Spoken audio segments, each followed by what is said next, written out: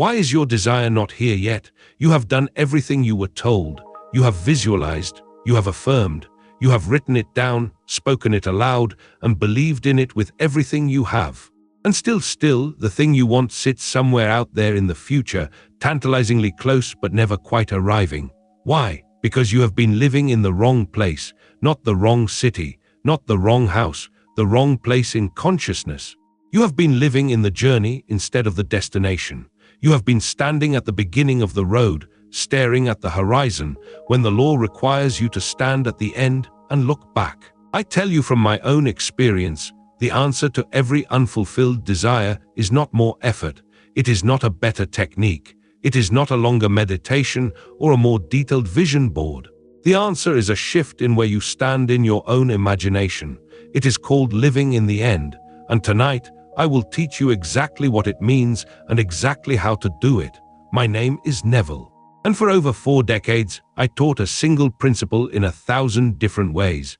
That assumption, if persisted in, hardens into fact, and the most powerful form of assumption is not hoping for the future or working toward the future. It is occupying the end, the completed desire, as your present reality. This is not a meditation technique. This is not positive thinking dressed up in mystical language. This is the fundamental operation of consciousness itself, and every result you have ever produced in your life, wanted or unwanted, was produced by this exact mechanism.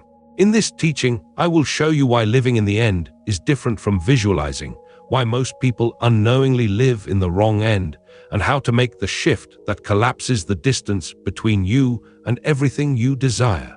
By the time we are finished, you will understand that your desire is not in the future. It never was. Let me lay the foundation with a distinction that most teachers fail to make. There is a difference between thinking of your desire and thinking from your desire. It is a small difference in language. It is an infinite difference in result. When you think of your desire, you are observing it from a distance. You are here, the desire is there, and the space between you is the problem you are trying to solve. Every visualization done from this position, no matter how vivid, no matter how emotional, reinforces the gap. It tells the subconscious mind, this is not mine yet. I am reaching for something I do not have. When you think from your desire, you have eliminated the gap entirely.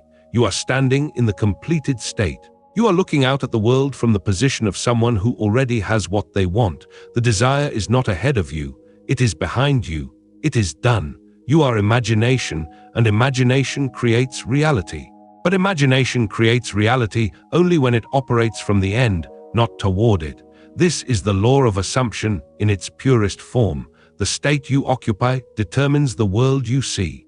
And if you occupy the state of the wish fulfilled, not hoping for it, not reaching for it, but resting in the felt reality of it being already done, your subconscious mind receives that state as a blueprint and begins constructing the physical evidence to match it. Consciousness is the only reality, and your consciousness, right now, in this moment, is either standing at the beginning, looking forward with longing, or standing at the end, looking back with satisfaction. One of these positions produces desire. The other produces fulfillment. They are not the same thing. Let me give you an example to make this concrete. A man desires a new home. He closes his eyes each night and imagines the home he wants. He sees the front door, the garden, the kitchen. He adds detail upon detail. He imagines it so vividly he can smell the wood floors and feel the granite countertop under his fingertips, and nothing happens. Why? Because he is imagining the home as something he wants, something out there, something he is looking at. He is thinking of the home, not from it. Now imagine this same man doing something different. Instead of imagining the house from the outside, he imagines himself already living in it. He is lying in bed, not his current bed, but the bed in the new home. He can feel the different mattress, the different sheets, the different quality of light coming through the window. He hears the sounds of a different neighborhood.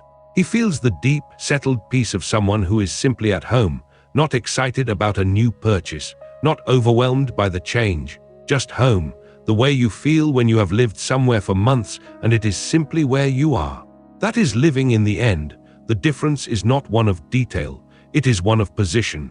He has moved from standing outside the desire, looking in, to standing inside the desire, looking out. And when he sleeps in that state, when the state akin to sleep carries that impression to the subconscious does not receive a wish, it receives a fact, and it immediately begins constructing the bridge of incidents that will carry the man to his new home. Dare to assume the feeling of the wish fulfilled. Let me tell you about a woman who tested this principle and proved it beyond any doubt. She was a nurse in Philadelphia.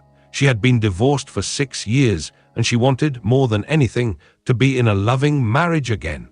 She had tried everything the world recommends: dating services, social events, the advice of well-meaning friends who told her she was too picky, not picky enough, trying too hard, not trying hard enough. She came to one of my lectures, and she heard me explain the difference between thinking of a desire and thinking from it. And that night, she changed her approach entirely. Instead of lying in bed imagining the face of some unknown future husband, instead of wondering who he might be, where she might meet him, what he might look like, she did something far simpler. She imagined herself lying in bed in the dark, and she felt the weight of a hand resting on her left hand, a ring on her finger, not a new ring, but a familiar one she had worn for a long time. She felt the warmth of someone sleeping beside her. She heard his breathing, slow and deep, and she felt the most important thing of all: she felt ordinary. She felt the deep, unremarkable peace of a woman who had been married for years and was simply lying beside her husband on a Tuesday night, thinking about nothing in particular. She did not try to see his face. She did not try to construct a scene of romance or passion. She simply felt married, the way you feel about something that has been true for so long that it no longer excites you. It simply is. She did this for 5 weeks, and within 3 months, she met a man through a completely unexpected channel, a colleague's retirement party she had almost decided not to attend, and within a year, she was wearing the ring she had felt on her finger in the state akin to sleep. She did not attract this man through effort. She did not find him through strategy. She occupied the end, the settled, ordinary, unremarkable end of being married, and the subconscious mind built the bridge of incidents that carried her there. That is living in the end, not hoping for the wedding, feeling from the marriage. So far, I have shown you the distinction between thinking of your desire and thinking from it. You understand that living in the end means occupying the completed state in consciousness, not observing it from the outside, but inhabiting it from within. But here is where the teaching deepens, because most people, when they hear this principle for the first time, make a subtle but devastating error. They try to feel excited about having the thing. They try to generate the emotion of receiving.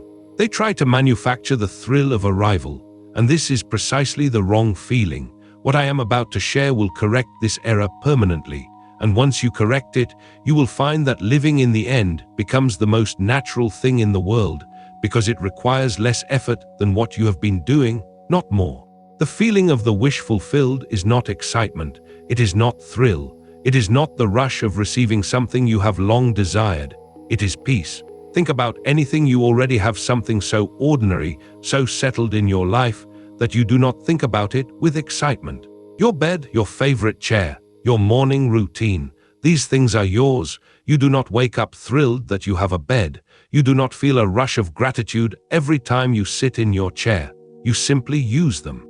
They are part of the fabric of your life. They are assumed. That is the feeling of the wish fulfilled, not the peak emotion of receiving, the quiet naturalness of already having. When you live in the end correctly, the dominant feeling is not excitement. It is calm, it is settled. It is the deep, unremarkable peace of someone whose desire is so thoroughly fulfilled that it no longer registers as a desire at all. It is simply life. This is why so many people struggle with this technique. They are trying to generate a dramatic feeling when the law requires an undramatic one. They are trying to feel the wedding day when the law asks them to feel a Tuesday morning 6 months after the wedding, when the ring on their finger is something they no longer notice because it has been there so long.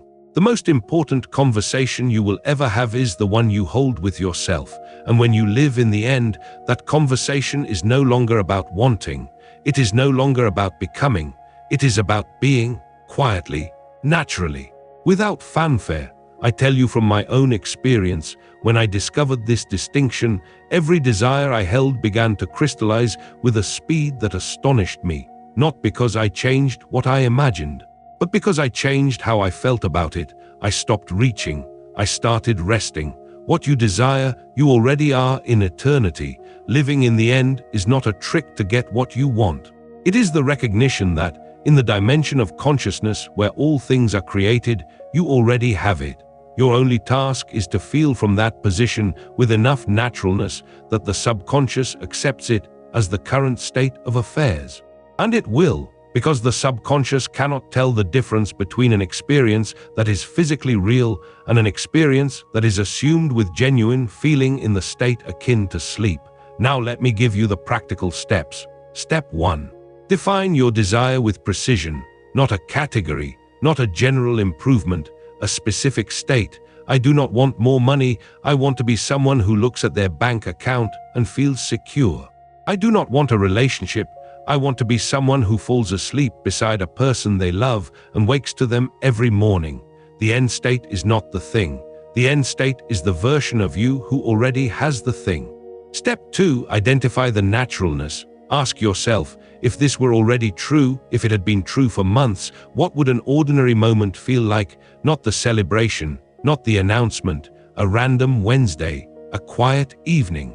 A moment so unremarkable that it would never make it into a story because it is just life. That is your scene, that is your feeling, that is your end. Step 3. Enter the state akin to sleep. Lie down, breathe, let the drowsiness come.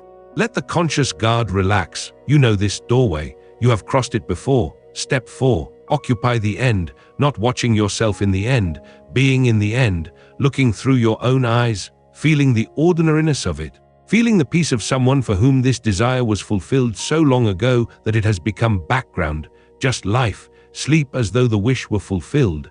Wake as though it is already so. Step 5. Persist, not by trying harder. By returning, when doubt comes, and it will, you do not fight it. You simply redirect. You return to the end. You return to the naturalness. You remind yourself, it is done. The subconscious has the blueprint. My job is to stay in the state. Persist in your assumption, and the world must rearrange itself to conform. There is a common misunderstanding I want to correct before we go further. People hear living in the end, and they think it means denying the present. They think it means pretending their current circumstances do not exist. They think it means walking through a life that is not working and pasting a smile over the cracks. That is not what I teach. That is not what the law requires. Living in the end does not mean ignoring the present. It means understanding what the present is. The present is not a fact. It is the residue of a previous assumption. What you see around you right now, your bank account, your relationship, your health, your career, is the crystallized result of what you once assumed. It is the harvest of seeds planted in the past. It is yesterday's consciousness made visible today. When you change the assumption, when you occupy a new end, you are planting new seeds. And the old harvest will naturally, inevitably give way to the new one. But you do not hasten this process by fighting the old harvest. You hasten it by ignoring it, not in the sense of pretending it does not exist, but in the sense of withdrawing your emotional investment in it. You stop feeding it with attention, worry, and the constant monitoring that says this is real, this is permanent, this cannot change. The state you occupy determines the world you see, and the state you withdraw from loses its power to persist. One mistake I see often: people practice this beautifully at night, then spend the entire next day living from the old state. They assume the wish fulfilled before sleep, then wake up and immediately check whether anything has changed. That checking is the old state.